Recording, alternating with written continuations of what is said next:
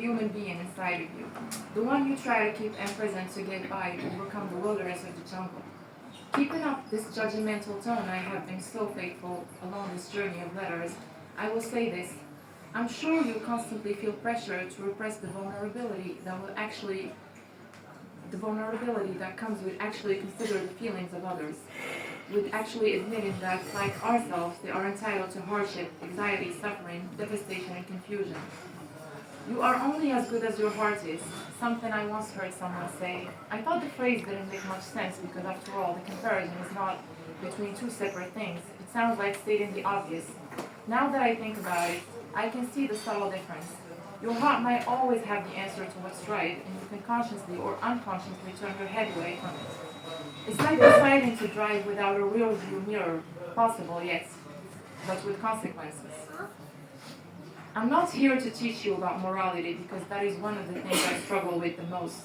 This absolute truth that is instinctual and yet acquired, that seems certain and yet undistinct. The subjectivity of morality makes the line almost invisible. I myself have distorted facts quite often to clear my conscience. I wish my reflections come with conclusions, my dear. That would have served us both. But then again, the point was never to reach a conclusion. I take you on a journey of doubt so that when you may arrive, you ought to be. You will question everything and somehow feel more certain. Empathy is almost always triggered by the thought of being someone else for a second, for less, or for eternity. A shift that brings the humanity out of others back into sight and gives life to our own humanity. So dear, if I dare ask you, where do you stand on it? Quite a long time since I last wrote to you, I felt I needed a solid reason, a waterproof argument to come and be witty. Today I am all out of wits, and hoping you accept this unfiltered version of me. This version does not run on wisdom alone, but rather on love, faith, and belief. I want you to remember everything I tell you, even when you cannot relate instantly. See, I could have narrated all the events, the pointless encounters, the artistically constructed descriptions, and my story might have been more appealing and personal. Yet it wouldn't relate to you. I want to tell you everything about my life without actually telling you anything. I live on conclusions. Ironically, they are plural and ever-changing, which quite defeats the purpose of a conclusion altogether. Today the weather is raging mad. It's raining cartwheels, and the wind is particularly irritable and bad-tempered. It's very peaceful outside. A sort of cleansing aura is taking over the city. The weather has created enough obstacles to occupy everyone for a while, giving them a gap during which they would think about what burdens them today.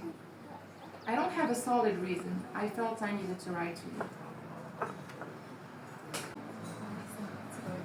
They say that things happen when you least expect them. A paradigm shift must have turned reality less bitter and a little more influential.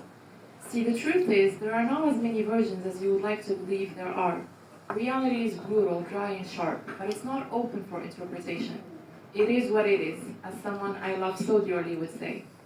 You, however, hold an infinite number of versions and countless interpretations, making it nearly impossible to define what a single paradigm shift can turn you into. It's reassuring to know you are subject to adjustment, transformation, and evolution. Because, my friend, let me tell you something. You're going to have to fall as many times as it takes for it to hurt enough to realize your life.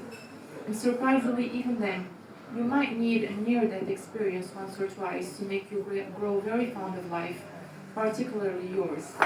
They say that things happen when you least expect them. I wouldn't know. I'm still expecting. It's an introspection. Okay. Dear M, patience is nothing but an act of unconditional acceptance of all odds. Your inability to react to a changed reality must be an inspiration. This word never ceases to amaze me, and the significance I find in contradictions nourishes my soul. Every time I understand that, yes, sometimes ignorance is bliss, not knowing can be just as powerful as knowing, shielding your mind from unnecessary struggle when there's nothing to be done. I want you to understand that your powers are limitless within the limits, that you're flawless despite your flaws. See the word for what it truly is, a place seemingly so realistic and yet fictional. Live for the thrill of the chase in your own story. Wake up every morning not knowing your script for the day. Improvise your way out. Process every complication. Appreciate every bliss and acquire the ability to advance despite everything. Through it all, when you have lived enough, you will begin to comprehend the true purpose of your being. You're not here to make sense of things that are senseless. You're not here to get a standing ovation. Your presence is an act of submission, but make sure you are submitting to free will. I apologize if my words seem to state the opposite instead of the obvious. I wouldn't want you to have everything handed to you effortlessly. This was the first letter. You don't have to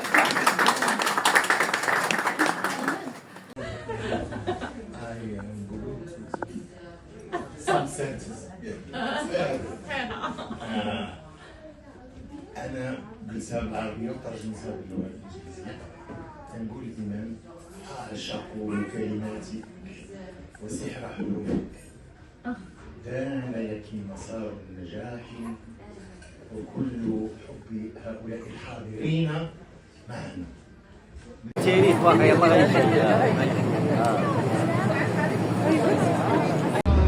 صاش ديروا بحال هكا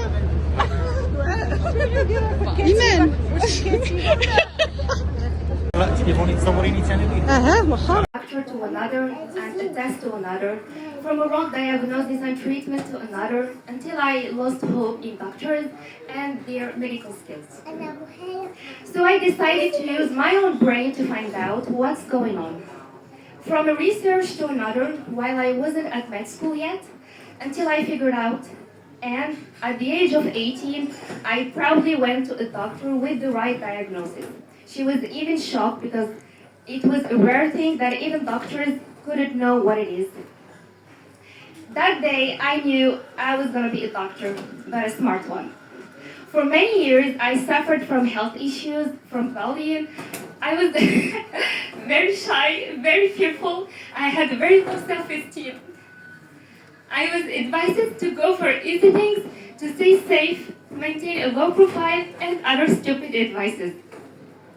During the past years, I decided to listen to myself.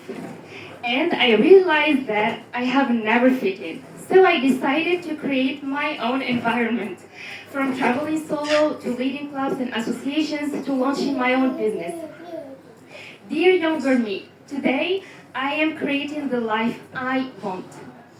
And now I am coaching other women to have a more aligned and fulfilling life.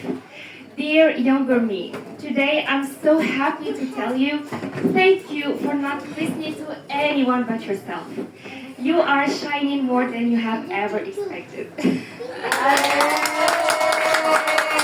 I wrote myself a letter. From now until years, we'll see what I will become. Okay, to myself, you have come a long way. 10 years ago, you had one dream: to have your name resonate with people and be linked to pride and success. Today, your name resonates with pride, success, and impact.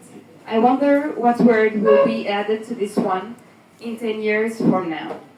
Anyways, I am proud of you and will always, in both success and failure, as we always